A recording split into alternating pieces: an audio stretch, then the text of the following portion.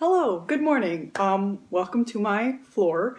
I am going to preface this video by saying I know very little about makeup or beauty or the beauty industry, which you can probably tell if you've ever seen any one of my videos because I look like a genuine piece of trash in every single one of them.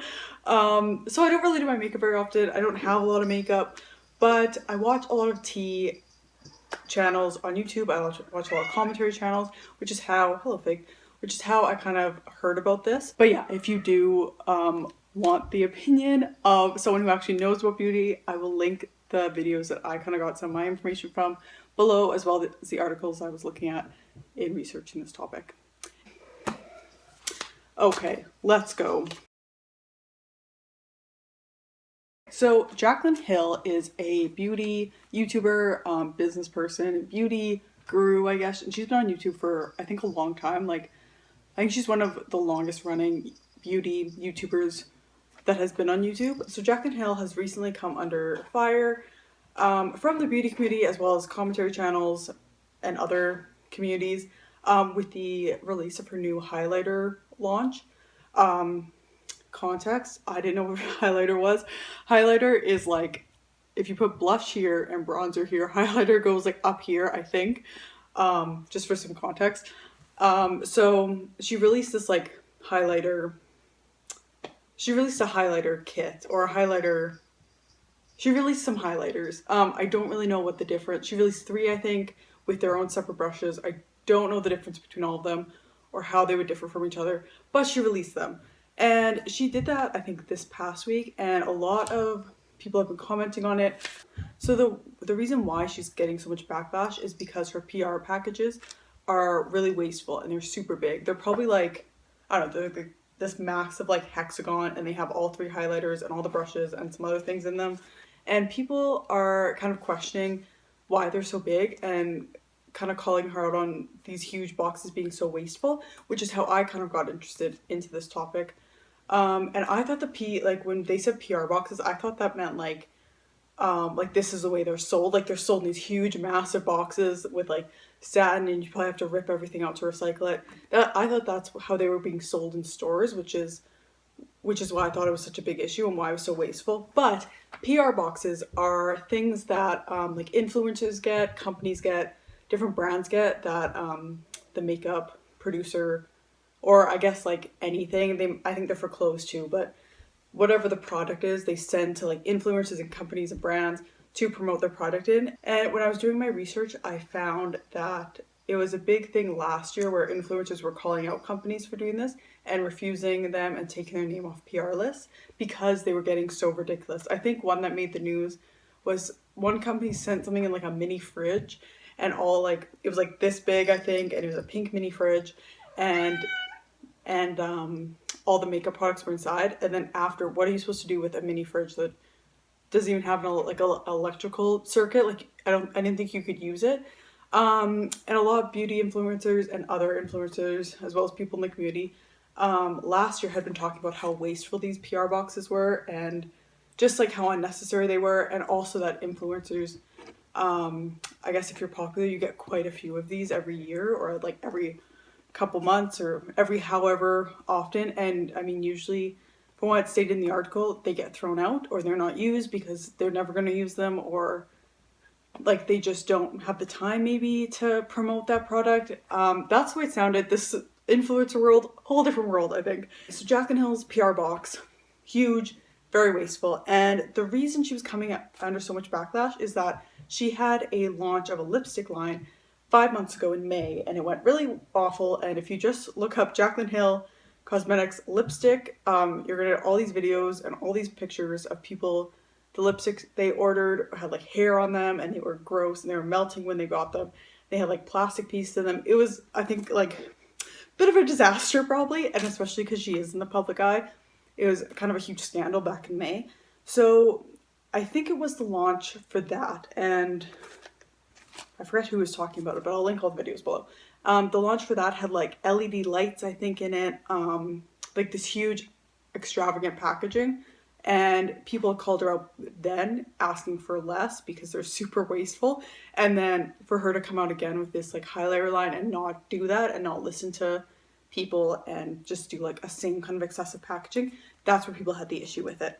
So then I fell down a rabbit hole of looking up PR packages and how wasteful they really are, which is what led me to the articles talking about beauty influencers wanting to deny PR packages.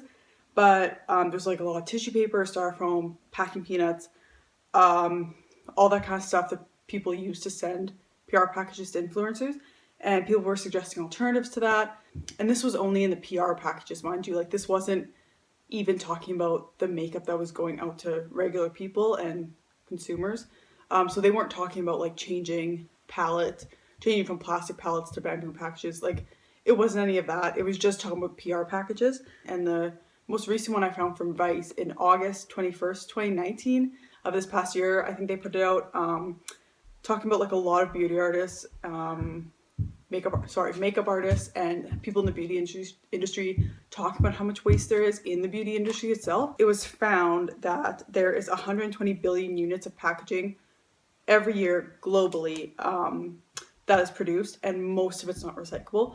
And it was found that little plastic pots for like moisturizers or creams or anything, it would take 1,000 years to break down in a landfill.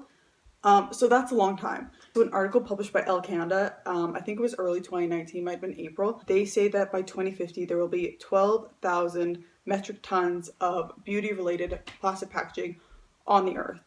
And 12,000 metric tons, honestly, when I heard that, I was like, wow, that's a lot. But then I looked into it. An elephant is 6.8 metric tons, regular elephant, which that would be equivalent. So 12,000 metric tons would be equivalent to 1,764 elephants. And I feel like people use elephants a lot for this, which, I don't know, I hear that and I've never seen an elephant before, so I don't know if that'd be like, it's not like super relevant, I don't think, to use elephants as a measure. Anyway, for stegosauruses, a stegosaurus is approximately 5.3 to 7 metric tons, so there'd be 1,714 stegosauruses in weight in packaging by 2050, based on that number from Elle Canada in their article. Beluga whales, which are my favorite whale, they weigh 1.4 metric tons. So that equivalent, 12,000 metric tons, would be 8,571 beluga whales, which I'm pretty sure is more than the current population on Earth. So that'd be like all the beluga whales on Earth, plus all the dead ones in the past like 500 years. It's a lot of belugas. So 1 metric ton is equivalent to 1,000 kilograms, which is equivalent to 2,204 pounds. That's a lot. That's a lot of weight. Anyway, so that's the estimated, if the beauty industry doesn't change, that's how much plastic like beauty industry product, plastic stuff that can't be recycled, that's how much will be on the earth in 2050, which is kind of a big issue, I would say. Like, that's a lot. When I was looking into this more, I found a video by Jaclyn Hill talking about how fast beauty is the new fast fashion. And it was interesting because while I've been watching all these tea videos over the past couple weeks, it's been noted that there's been all these launches in November. So I think the first one was, I forget, Nikita Dragon, I think, launched something. James Charles then launched something he'd already launched, but just in a smaller packaging, which seemed weird and very excessive. Then the Shane Dawson Jeffree Star Conspiracy palette just launched, and they sold a ton. Like, that was a ton. And then Jaclyn Hill just had this launch.